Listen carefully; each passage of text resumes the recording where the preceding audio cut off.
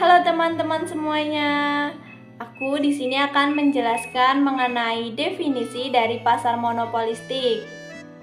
Nah, jadi definisi dari pasar monopolistik adalah salah satu pasar persaingan tidak sempurna. Teori pasar monopolistik ini dikembangkan karena adanya ketidakpuasan pada analisis model persaingan sempurna ataupun pasar monopoli. Namun, jika dilihat dari struktur pasar monopolistik ini, maka pasar tersebut lebih mendekati pada pasar persaingan sempurna. Tetapi perusahaan akan lebih berpartisipasi di pasar tersebut guna menghasilkan suatu produk yang berbeda dan juga memiliki karakteristik tersendiri. Pasar ini merupakan pasar dengan banyaknya para produsen yang menghasilkan suatu komoditas yang berbeda-beda. Dan bisa disebut juga sebagai pasar yang adanya banyak penjual yang menawarkan satu jenis barang dengan banyak produk yang berbeda-beda dalam hal kualitas, bentuk, dan juga ukuran produk. Dalam pasar ini, setiap konsumen akan merasakan adanya perbedaan dari karakteristik pada setiap produk yang dihasilkan oleh suatu perusahaan dengan produk yang dihasilkan oleh perusahaan lainnya. Sebagai contoh sederhananya yaitu perbedaan produk bisa dilihat dari bentuk fisiknya, seperti adanya perbedaan fungsi, bentuk, ataupun kualitas produk. Perbedaan ini juga bisa dilihat dalam kaitannya dengan suatu merek, logo, ataupun kemasan. Berikutnya karakteristik pasar monopolistik. Yang pertama, terdapat banyak produsen atau penjual. Perusahaan dalam pasar monopolistik memiliki ukuran yang cenderung sama besar. Kondisi ini akan melahirkan produksi suatu perusahaan yang cenderung sedikit bila dibandingkan dengan seluruh produksi yang ada di dalam pasar. Kedua, terdapat diferensiasi produk. Dalam persaingan sempurna, produksi dari berbagai perusahaan akan sama. Tentunya hal ini berbeda dengan pasar persaingan monopolistik yang produksi barangnya bersifat variatif dan secara fisik akan lebih mudah dibedakan di antara produksi suatu perusahaan dengan produksi perusahaan lainnya. Dengan kata lain, keunikan pada produk dari masing-masing produsen tersebut membuat produk tersebut mempunyai sifat pengganti yang dekat atau close substitute, bukan pengganti sempurna. Yang ketiga, produsen dapat menentukan harga. Adanya upaya produsen memproduksi barang yang berkualitas dengan keunikan dan keistimewaan tersendiri membuat produsen tersebut dapat menentukan harga sendiri. Contohnya, pada industri sabun mandi, produsen A membuat sabun mandi dengan manfaat membersihkan kulit dan menghilangkan minyak pada kulit. Sedangkan produsen B membuat sabun mandi dengan manfaat membersihkan kulit dan wangi yang tahan lama. Yang keempat, produsen mudah keluar masuk pasar. Pada pasar monopolistik, produsen ini juga dapat masuk dan keluar pasar dengan mudah sesuai dengan kebutuhannya. Di saat produsen itu masih sedikit, biasanya keuntungan yang didapat akan tinggi. Di saat produsen itu banyak, maka otomatis keuntungan juga akan berkurang. Serta produsen yang menganggap pasar itu sudah tidak menarik akan meninggalkan pasar tersebut. Yang kelima dari karakteristik pasar monopolistik yaitu persaingan promosi penjualan yang sangat aktif. Salah satu kegiatan atau aktivitas rutin di pasar ini merupakan membentuk persepsi masyarakat mengenai produk yang dijual serta membangun citra baik perusahaan. Hal tersebut bisa dicapai dengan cara berpromosi atau juga beriklan dengan secara rutin. Di sini saya akan menjelaskan mengenai konsep dan fakta empiris pasar. Empiris merupakan suatu keadaan yang berdasarkan pada peristiwa atau kejadian nyata yang pernah dialami serta didapat dengan melalui penelitian, pengamatan, ataupun juga eksperimen yang pernah dilakukan. Konsep empiris pasar monopolistik. Pasar monopolistik biasanya terjadi di pasar tradisional maupun pasar modern.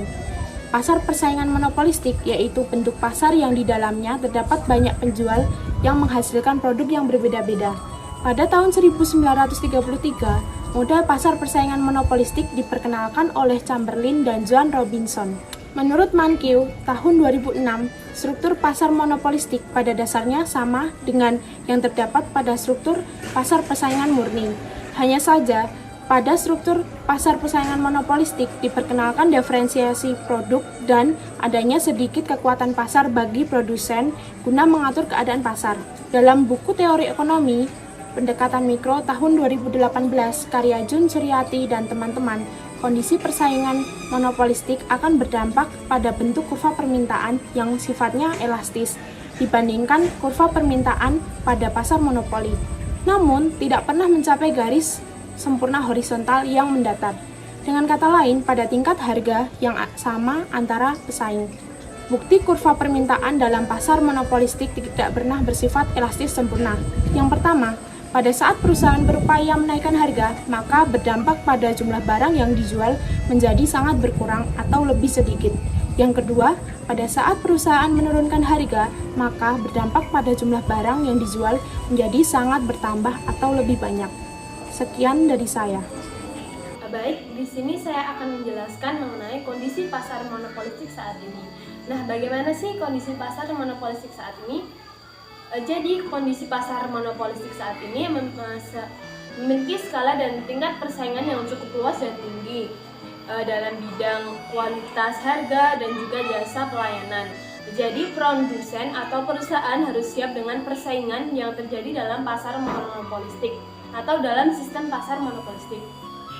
Nah, sesuai yang sudah dijelaskan pada konsep empiris sebelumnya, telah disebutkan bahwa pada struktur persaingan monopolistik diperkenalkan diferensiasi produk dan adanya sedikit kekuatan pasar bagi produsen. Guna mengatur keadaan pasar, maka banyaknya produsen dan produk membawa keuntungan bagi konsumen, karena konsumen akan mempunyai kesempatan atau akan memiliki banyak opsi pilihan produk sesuai dengan kebutuhan. Nah, dan pastinya mempunyai banyak sekali kesempatan bagi konsumen untuk memiliki produk terbaik yang dibutuhkannya. Seperti itu. Selanjutnya, masalah yang ada di pasar monopolistik. Masalah yang ada di pasar monopolistik ialah persaingan non-harga yang tajam untuk mendominasi pesaing. Bisa saja produsen melakukan hal yang negatif atau persaingan tidak sehat agar produknya tetap eksis. Contoh konkret dari persaingan non-harga ini yaitu perseteruan antara air mineral Aqua dan Le Mineral, di mana Aqua dijatuhkan denda oleh Komisi Pengawas Persaingan Usaha atau KPPU terkait perkara praktik persaingan tidak sehat yang dilakukan oleh produsen Aqua dan distributornya. Perkara ini berawal dari karyawan distributor Aqua kepada para pedagang retail untuk melarang menjual produk merek Le Mineral. Salah satu retail menyebutkan apabila pedagang menjual produk Le Mineral, maka statusnya akan diturunkan dari Star Outlet menjadi wholesaler atau eceran. Adanya praktik monopoli ini, menurut pihak Le Mineral sebagai produsen, tentu sangat dirugikan. Ia mengaku dengan adanya praktik ini, perkembangan penjualan Le Mineral sebagai salah satu produk air mineral menjadi terhambat. Keputusan KPPU menjatuhkan hukuman kepada Aqua mendapat apresiasi karena sangat membantu menciptakan kondisi persaingan usaha yang sehat. Nah, dari berita tersebut, kita tahu bahwa dibutuhkan modal yang besar untuk masuk ke dalam pasar monopolistik. Sebab pemain pasar monopolistik memiliki skala ekonomi yang tinggi. Produsen yang tidak memiliki modal atau pengalaman yang cukup akan cepat tersingkir. Mengenai permasalahan yang telah disampaikan sebelumnya tentang persaingan non harga yang dialami oleh perusahaan Aqua dan perusahaan Le Mineral, maka solusi yang dapat dilakukan adalah Seharusnya perusahaan Aqua tidak melakukan tindakan yang tidak sehat kepada para pesaingnya demi mendongkrak pembeli. Dalam pasar monopolistik, harga bukan merupakan salah satu faktor untuk menarik pembeli. Ada hal yang dapat dilakukan perusahaan Aqua demi mempertahankan brandnya, yaitu dengan meningkatkan promosi penjualan, meningkatkan kualitas pelayanan dengan baik, serta menjaga atau meningkatkan kualitas produk sebagai air mineral alami yang berasal dari pegunungan. Kemampuan perusahaan dalam menciptakan citra yang baik di hadapan masyarakat sangat penting. Hal tersebut dilakukan agar dapat menarik pembeli untuk membeli produk kita dan untuk meningkatkan hasil produksi serta hasil penjualan perusahaan. Dari solusi yang telah saya sampaikan sebelumnya, dapat ditarik kesimpulan bahwa harga dalam persaingan pasar monopolistik bukan merupakan salah satu hal yang terpenting. Yang terpenting dalam persaingan pasar monopolistik adalah dengan meningkatkan atau mempertahankan kualitas produk serta meningkatkan